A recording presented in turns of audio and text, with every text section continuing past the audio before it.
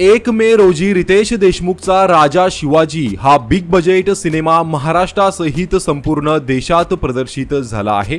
या सिनेमाच्या कथेपासून action scene पर्यंत सोशल मीडियावर मोठी चर्चा रंगताना पाहायला मिळते। या सिनेमातील सलमान खानची जीवा महालाची भूमिका ही प्रेक्षकांच्या पसंतीस उतरली आहे।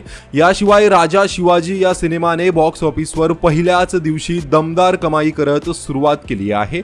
या सिनेमाने भारतात ओपनिंग डेच्या दिवशी 11 कोटी 35 लाख रुपयांचा गल्ला कमवला आहे। यामध्ये हिंदी भाषेतील सिनेमाने 3 कोटी 35 लाख तर मराठी भाषेतील सिनेमाने सुमारे 8 कोटी रुपयांचा गल्ला कमवला आहे।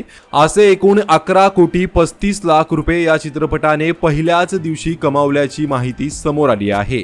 राजा शिवाजी हा सिनेमा मराठी सिनेमातील आतापर्यंतचा सर्वात मोठा बिग बजेट सिनेमा आहे। हा सिनेमा सुमारे 100 कोटी रुपयांच्या बजेटमध्ये बनवण्यात आला आहे। आता येत्या दिवसातच हा सिनेमा किती कमाई करतो हे पाहणं खूपच महत्त्वाचं असणार आहे।